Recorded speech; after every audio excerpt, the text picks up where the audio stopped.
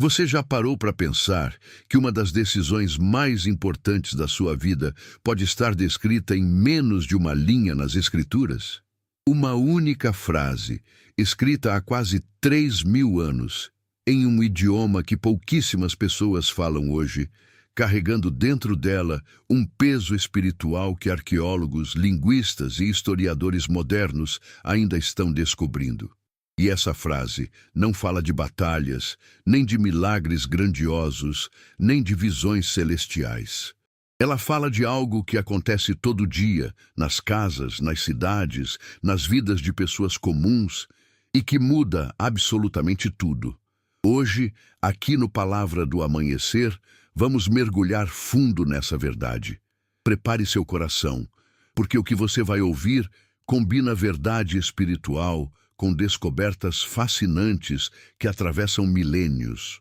O versículo está em Provérbios, capítulo 18, versículo 22, e diz assim: Aquele que acha uma esposa, acha o bem e obtém o favor do Senhor. Uma linha simples assim. Mas deixa eu te contar o que está escondido nessa linha e por que ela pode ser uma das afirmações mais revolucionárias já escritas sobre a vida humana.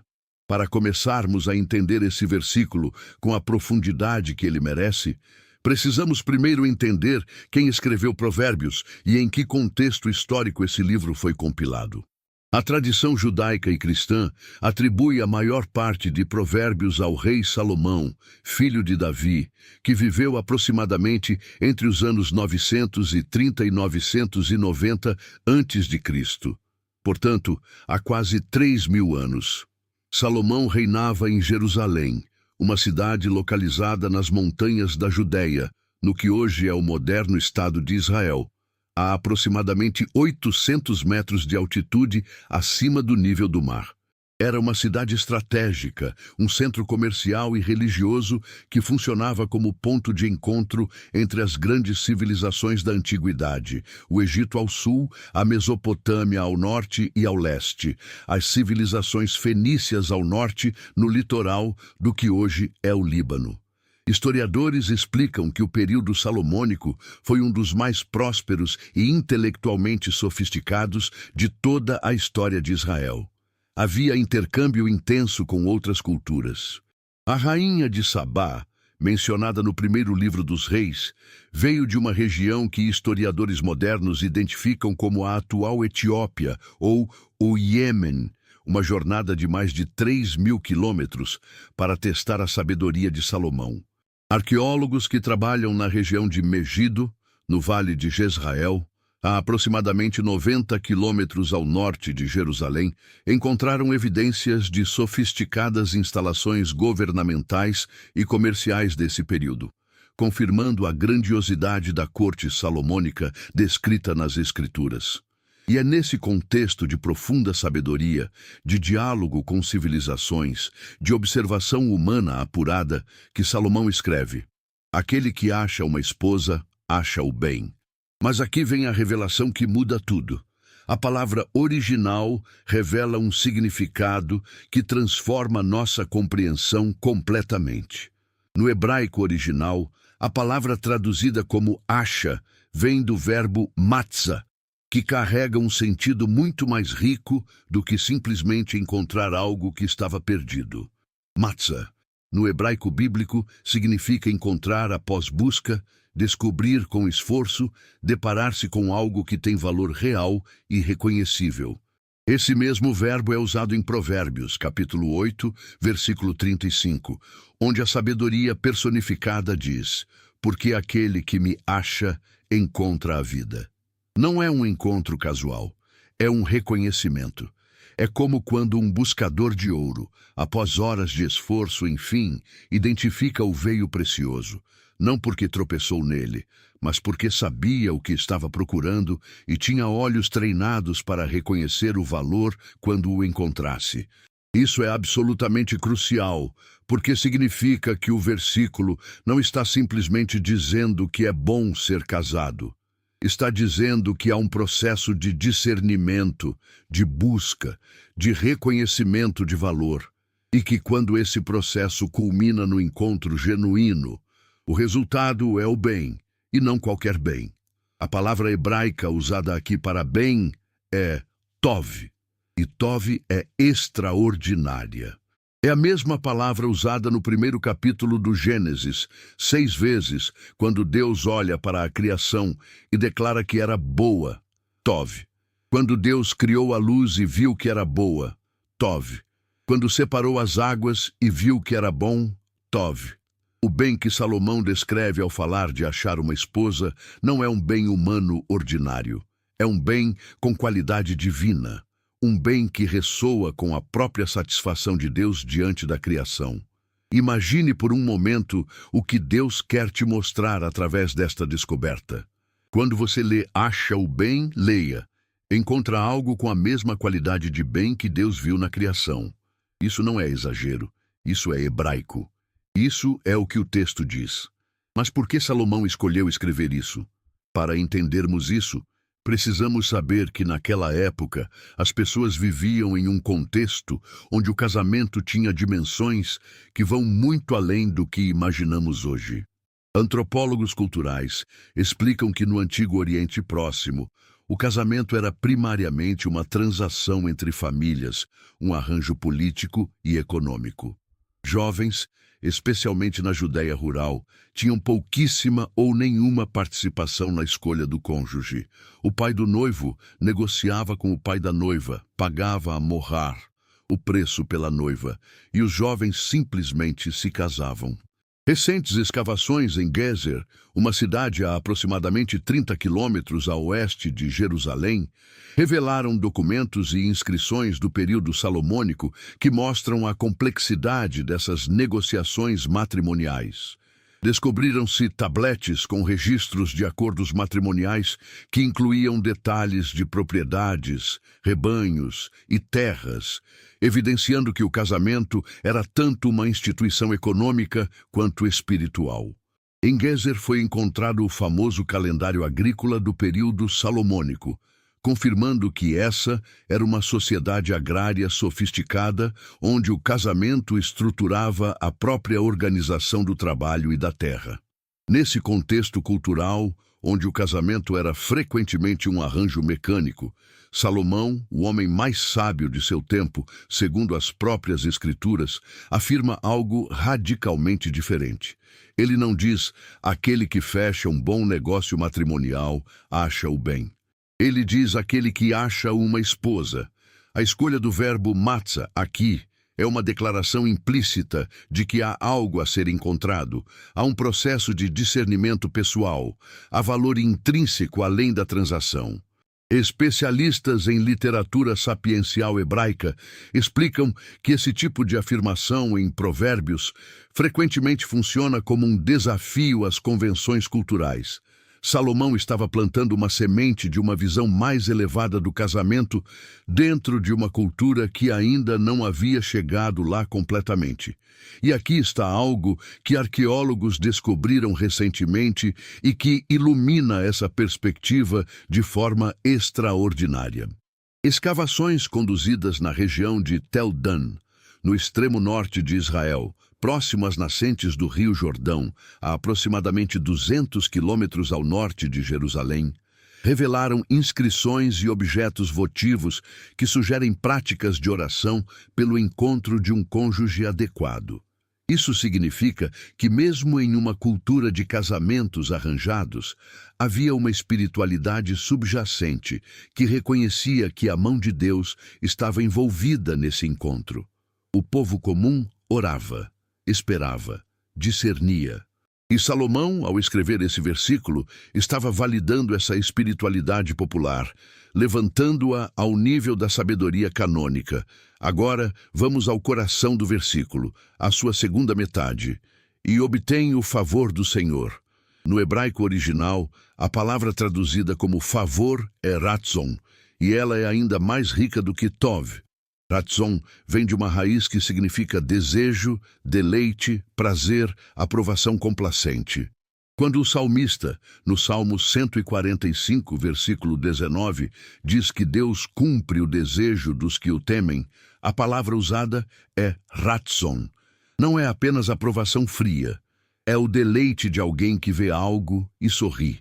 É a satisfação de um pai que olha para o filho e sente orgulho genuíno. É o prazer de Deus. Isso significa que Salomão está dizendo algo que vai além de casamento é bom. Ele está dizendo, quando você encontra de forma genuína e discernida uma esposa, quando você passa pelo processo de reconhecimento de valor, quando você acha, Deus olha para aquilo e sorri. Deus se deleita, Deus aprova com prazer. Você entra na zona do Ratson divino. Comparando com outras civilizações contemporâneas, vemos algo absolutamente fascinante.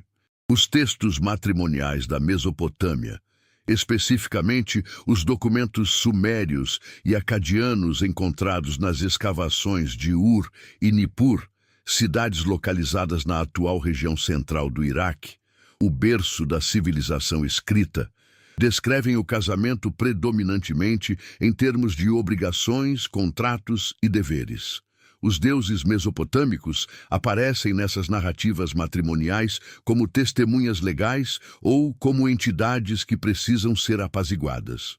Mas em Provérbios 18, versículo 22, Deus não é testemunha e não precisa ser apaziguado. Ele é a fonte do favor. Ele é quem concede o Ratson. A iniciativa é dele. Ele está do lado de quem acha. Isso é radicalmente diferente de qualquer outra tradição sapiencial do Oriente Próximo Antigo.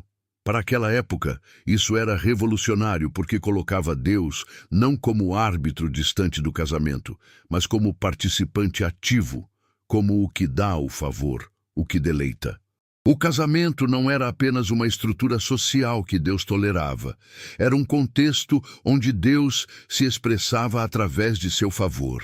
Mas aqui vem uma pergunta que provavelmente já surgiu no seu coração. Por que o versículo fala em achar uma esposa e não em casamento mútuo? Por que a perspectiva é a do homem que acha? Será que isso significa algo limitante para a mulher? Não. E a resposta está no próprio contexto cultural e literário. Primeiro, é preciso entender que Provérbios foi escrito primariamente como instrução de pai para filho.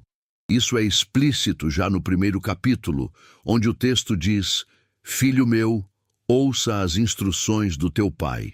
A literatura sapiencial hebraica era frequentemente dirigida aos jovens homens que estavam sendo preparados para a vida adulta. Portanto, a perspectiva masculina no texto é uma questão de audiência original, não uma declaração de que a mulher é passiva ou sem valor próprio. Segundo, e isso é linguisticamente importante, o versículo não diz aquele que arranja uma esposa ou aquele que negocia uma esposa. Ele diz aquele que acha. E para que haja algo a ser encontrado, esse algo precisa existir em sua plenitude antes do encontro. A mulher no versículo de Salomão é o bem, é o tuvli que tem qualidade criacional. Ela não é objeto da transação. Ela é a substância do bem que Deus disponibiliza para ser encontrada. Especialistas em hermenêutica bíblica explicam que Provérbios 31, os versículos 10 ao 31, o famoso poema da mulher virtuosa, é o complemento natural deste versículo. Ali, a perspectiva se inverte e vemos a mulher em toda a sua agência, sabedoria e valor. Os dois textos foram provavelmente compostos para serem lidos juntos, formando uma visão completa e equilibrada. Há 3.000 anos, as pessoas que ouviam esse versículo estavam inseridas em uma cultura onde o valor de uma mulher era frequentemente medido em termos econômicos, pelo tamanho de seu dote, pela fertilidade esperada, pela conexão entre famílias que ela representava. Salomão chega e diz: não. Quem a encontra, encontra o bem em si, o bem de qualidade divina. Ela não é meio para um fim. Ela é o bem. Isso era uma declaração de dignidade feminina dentro de um idioma e contexto que pouquíssimos na época estavam dispostos a fazer. Arqueólogos que trabalharam em Qumran, a comunidade às margens do Mar Morto, a aproximadamente 15 quilômetros a leste de Jerusalém, Encontraram fragmentos de manuscritos que mostram como a comunidade essênia, que viveu séculos depois de Salomão, mas ainda dentro do período do Segundo Templo, tratava as questões matrimoniais com uma seriedade espiritual incomum. Os chamados rolos do Mar Morto incluem fragmentos de textos sobre pureza matrimonial que revelam uma visão do casamento como covenant, aliança sagrada, muito antes de essa linguagem se tornar comum na teologia cristã. Isso confirma que a semente plantada em Provérbios 18, versículo 22, estava germinando progressivamente na espiritualidade judaica ao longo dos séculos. E aqui está o que mais impressiona. Tanto a verdade espiritual quanto as descobertas modernas confirmam que o que Salomão escreveu não era apenas uma observação cultural. Era uma visão teológica profunda que antecipava o que o apóstolo Paulo descreveria quase 1000 anos depois em Efésios, capítulo 5, versículos 22 ao 33, quando comparou o casamento à relação entre Cristo e a Igreja. A mesma qualidade de aliança, de favor, de deleite divino, Salomão já estava tocando nessa realidade séculos antes. Mas vamos agora ao que talvez seja o aspecto mais praticamente transformador desse versículo para a nossa vida hoje. A estrutura condicional do texto hebraico é reveladora. Ela diz, aquele que acha, pressupondo que há quem não acha. Há quem passa pela vida sem reconhecer o bem quando o encontra. Há quem tem o bem diante dos olhos e não o vê como tov. E essa cegueira tem consequências. Não porque Deus se retira, mas porque o ratson, o favor, o deleite de Deus, está conectado ao ato de achar genuinamente, não ao ato de simplesmente estar casado. Quantas pessoas estão em relacionamentos sem nunca ter passado pelo processo de reconhecimento genuíno? Quantas chegaram ao altar por pressão cultural, por insegurança, por urgência social, sem que houvesse o matzah, o encontro com discernimento? E por outro lado, quantas pessoas têm ao seu lado alguém de imenso valor, alguém que é genuinamente tov, e estão tão preocupadas com as imperfeições cotidianas que perderam a capacidade de ver o bem que Deus colocou em suas mãos? O versículo de Salomão é um convite duplo. Para os que ainda estão na busca, busquem com discernimento. Matzah não é precipitação, é processo, é oração, é abertura para o favor de Deus guiar. Para os que já acharam, redescubram, olhem novamente, não com os olhos cansados do cotidiano, mas com os olhos que veem o tov. Porque o ratzon de Deus não foi concedido apenas no dia do casamento. Ele continua disponível para quem continua reconhecendo o bem no outro.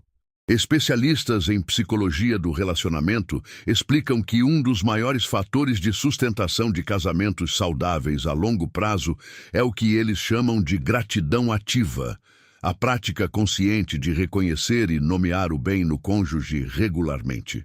Salomão escreveu isso 3000 anos antes da psicologia moderna existir, mas o princípio é o mesmo. Achar não é um evento passado, é uma postura contínua, é uma forma de ver. Há algo mais que precisa ser dito sobre a palavra ratzon, o favor do Senhor. Documentos da época confirmam que na cultura hebraica antiga, o favor real, o ratzon do rei, era a coisa mais valiosa que um súdito poderia receber. Não era simplesmente aprovação, era abertura de portas, era acesso, era proteção, era prosperidade. Quando um cidadão comum tinha o ratzon do rei, literalmente o mundo se abria para ele. Os livros de Ester e Neemias, ambientados no contexto da corte persa em Suzã, a capital do Império Aquemenida, localizada no que hoje é o sudoeste do Irã, a aproximadamente 1.300 quilômetros a nordeste de Jerusalém, mostram dramaticamente o que significa ter ou não ter o favor real. Ester arrisca a vida para obter o favor do rei. Neemias implora pelo favor do rei para reconstruir Jerusalém.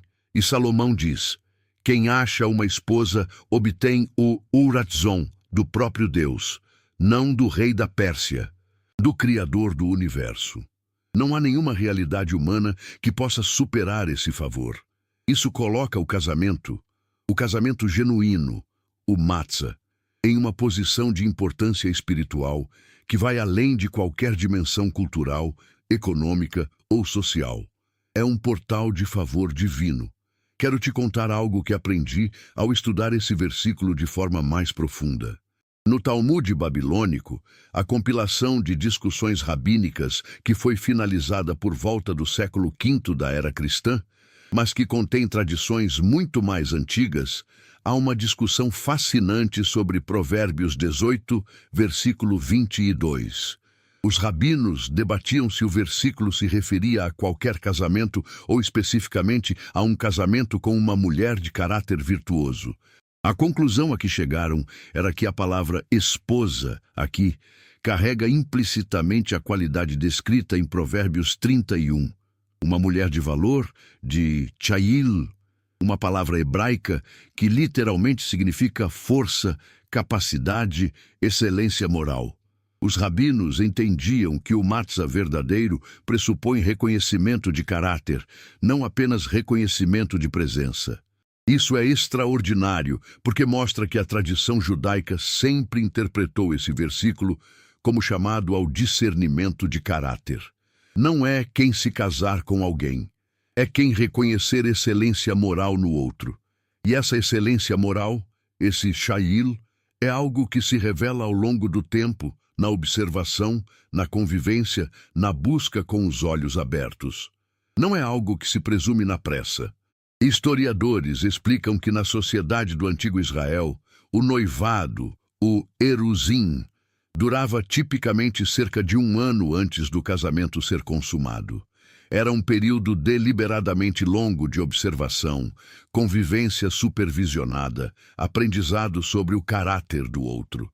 O mundo moderno encurtou esse processo de formas às vezes perigosas, e as estatísticas de divórcio em todo o mundo sugerem que talvez Salomão e os rabinos estivessem certos em valorizar o tempo de discernimento.